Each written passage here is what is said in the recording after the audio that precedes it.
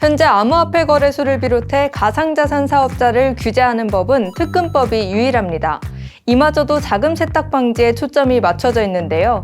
사실상 암호화폐 투자자는 무방비 상태에 놓여 있다 해도 과언이 아닙니다. 이처럼 법의 사각지대에 놓여 있는 암호화폐 시장에서 투자자들은 어떻게 준비하고 대처해야 하는지 권호웅 변호사님 모시고 이야기 나눠보도록 하겠습니다. 변호사님, 안녕하세요. 네, 안녕하세요. 차인건 법률사무소의 파트너 변호사 권호훈입니다. 2017년부터 가상자산 또는 암호화폐 관련된 각종 자문을 제공하고 있고요. 국내외 기업의 ICO를 비롯한 기업 자문을 전담하고 있습니다. 최근에는 암호화폐 관련된 민형사 소송이 증가하고 있어서 이와 관련된 업무도 주로 하고 있습니다. 이렇게 좀 그래프가 굉장히 이상해 보이는 그래프들이 종종 보일 때가 있어요. 시세 조작이 약간 의심되는 그런 차트들이 보이는데 사실 주가 조작범 같은 경우에는 엄중하게 처벌을 하고 있잖아요. 암호화폐도 이렇게 좀 시세 조작을 했을 경우에 처벌을 하고 있는지 궁금합니다. 기본적으로 주가 조작범 같은 경우는 말씀하신 대로 자본시장법 등을 비롯해서 처벌을 강화하는 법들이 굉장히 많이 있습니다. 그런데 암호화폐나 가상자산에 관련돼서는 특별히 그거를 처벌하는 법은 없어요. 다만 기본적으로 형법상의 사전자기록 위작죄라고 해서 권한 없이 또는 권한을 넘어서서 전자문서를 조작해서 어떤 이득을 취하게 되면은 그거는 처벌하고 있습니다. 그래서 최근에도 거래소와 관련된 범죄들, 특히 이런 시세 조작에 관련해서는 사전자 기록 위작죄로 처벌을 하고 있고요. 그 이후에는 횡령 또는 배임 등으로 이어지게 됩니다. 그러면 투자자 입장에서 좀 시세 조작이 의심이 되고 또 내가 실제로 투자를 해서 피해를 봤다 이런데 이거를 좀 어떻게 피해를 구제받을 수 있는 방법은 없을까요? 거래소의 차트를 조작했다는 거는 정황은 의심이 되지만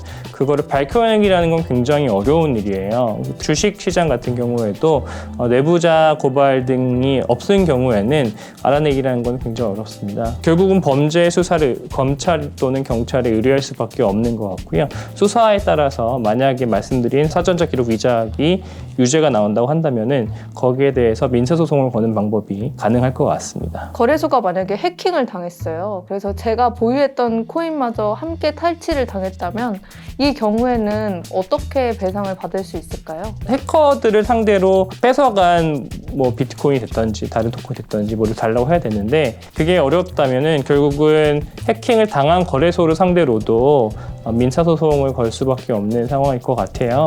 왜냐하면은 거래소는 투자자들이 암호화폐를 안전하게 맡아달라고 법적인 용어로는 선량한 관리자의 주의 의무라고 하는데 그거를 못했으니까 그 배상을 해놔라고 말할 수는 있을 것 같아요. 그래서 얼마나 거래소가 암호화폐를 보관하기 위해서 열심히 노력을 했는지, 만약에 해킹이 올 것이 뻔했음에도 불구하고 그런 노력을 제대로 안 했다고 한다면은 거래소를 상대로도 일부 배상을 청구할 수 있을 것으로 생각이 됩니다. 변호사님이 생각하시기에 요즘 가장 중요한 암호화폐 관련된 법적인 이슈는 무엇인가요? 네, 크게 두 가지로 나눠볼 수가 있을 것 같아요. 첫 번째는 가상자산과 관련된 사업자들 에 관련된 법률, 그거를 이제 특정금융정보법이라고 합니다. 줄여서 특근법이라고 하는데 그 이슈가 가장 중요한 이슈 중에 하나고, 두 번째는 가상자산, 암호화폐에 투자하는 개인분들에 대한 소득세 이슈, 이게 두 번째로 중요한 것 같습니다.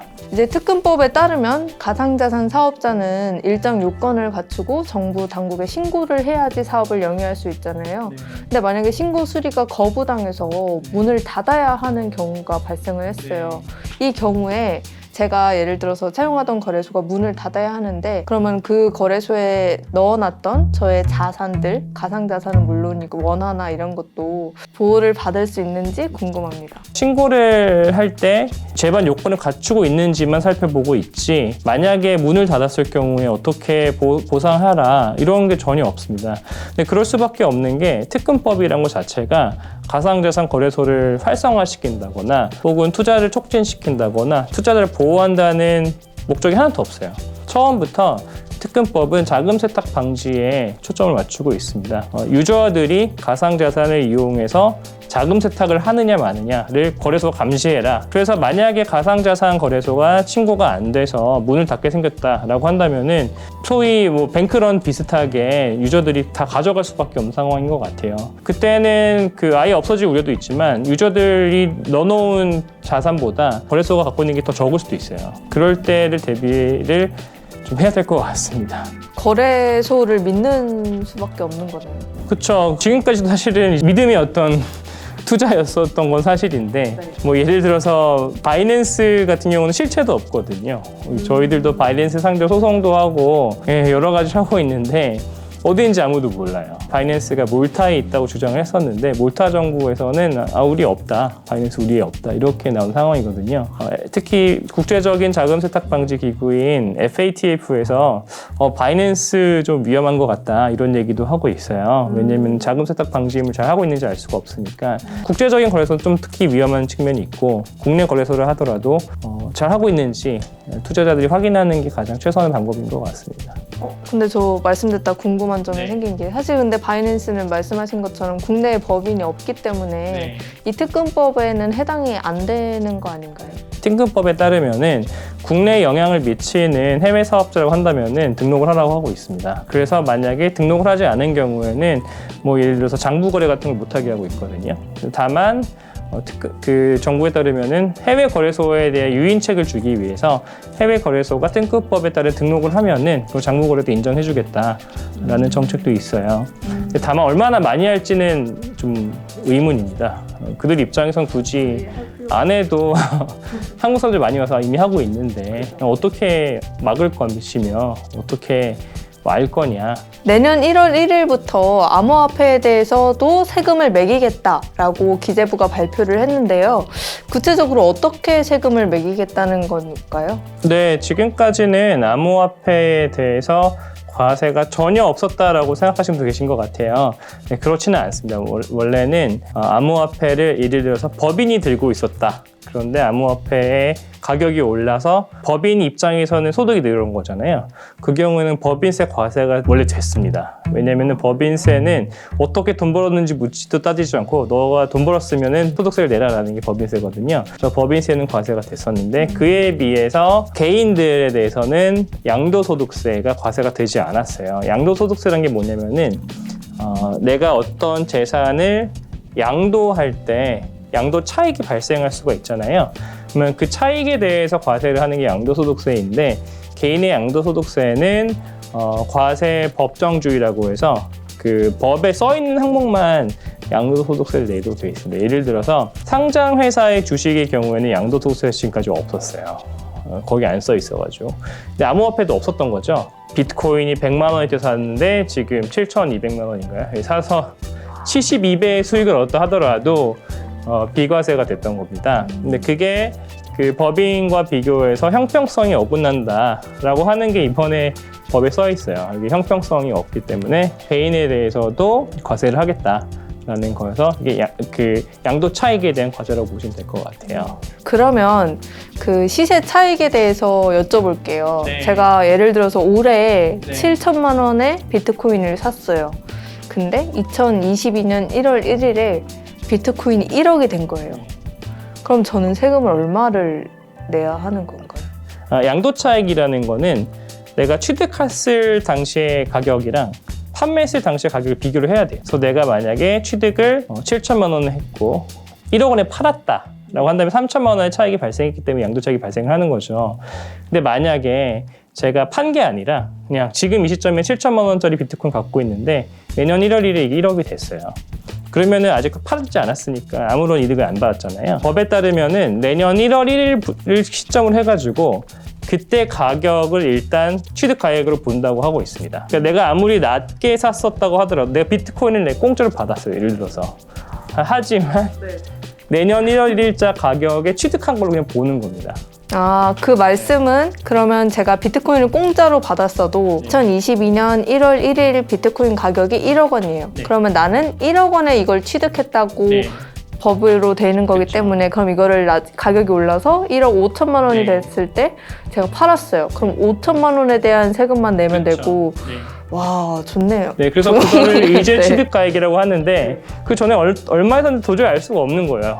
국가에서도. 네, 그래서 그냥 다 무시하고 1월 1일 날 가격으로 치겠다라는 거예요. 그래서 싸게 샀던 사람들은 이득이죠. 왜냐면은 가격이 올랐지만 뭐 오른 거에서 스타트를 하니까. 근데 거꾸로 만약에 제가 암호화폐를 뭐 1억 5천에 샀어요. 근데 1월 1일 날 1억이 됐어요. 그러면 5천만 원 손해잖아요. 근데 그게 제가 다음 날 1억 2천에 팔았습니다. 그러면은 과세를 얼마를 해야 될까요? 네. 그래서 생각을 해보면은 단순하게 보자면 1억을 취득가액으로 보고 2천만 원 차익이 났으니까 2천만 원 과세를 해야 되는데 사실은 그렇게 하면 안 되죠. 왜냐면 나는 1억 5천에 샀는데 네. 양도 차익이라는 거는 사실 마이너스잖아요. 그죠. 마이너스 3천이니까 사실 세금 내면 안 되거든요. 네. 그렇기 때문에 내가 1억 5천에 산 거를 내가 입증하면은 1월 1일 날 1억이지만 1억 5천에 산 걸로 인정해 주겠다. 그러니까 내가 그 비싼 가격에 샀다는 걸 입증하기 위해서는 그 증거를 다 모아두셔야 됩니다. 지금부터라도. 아 증거를 모아둬야 하는군요. 네, 지금까지 암호화폐 관련해서 법적인 이슈를 전반적으로 다뤄봤습니다. 변호사님, 마지막으로 투자자분들께 당부의 말씀 부탁드리겠습니다. 네, 암호화폐 투자 이제 벌써 몇 년 됐죠. 저도 이 업을 시작한 지 5, 6년 됐는데 비트코인 나온 지 거의 10년 가까이 돼가고 있는 것 같아요. 가장 중요한 부분들은 암호화폐 본질에 대해서 잘 이해하시는 것 같습니다. 그래서 암호화폐를 발행하는 주체들이 과연 정확하고 정직하게 얘기를 하고 있는지, 그래서 거기에 대한 자신의 신뢰가 있어서 이 암호화폐를 사는 것인지 또는 모아두는 것인지에 대해서 한번 고려해 보시면 좋을 것 같고요. 그래서 거래소의 신뢰성에 대해서도 좀 생각을 해보시는 게 좋을 것 같고요. 정부가 기준을 좀 많이 내놨어요. 뭐 ISMS 인증을 받았는지, 실명 계좌를 개설하고 있는지, 또는 그동안 사고들이 났었는지 안 났었는지 등등 이런 것들을 사실은 정부가 기준 내놨지만 투자자들을 직접 보호해주지는 않기 때문에 투자자들이 스스로를 보호하는 그런 현명한 투자를 하셔야 될 것 같습니다. 네, 지금까지 차인건 법률사무소의 권호은 변호사, 디센터 도혜리 기자였습니다. 안녕.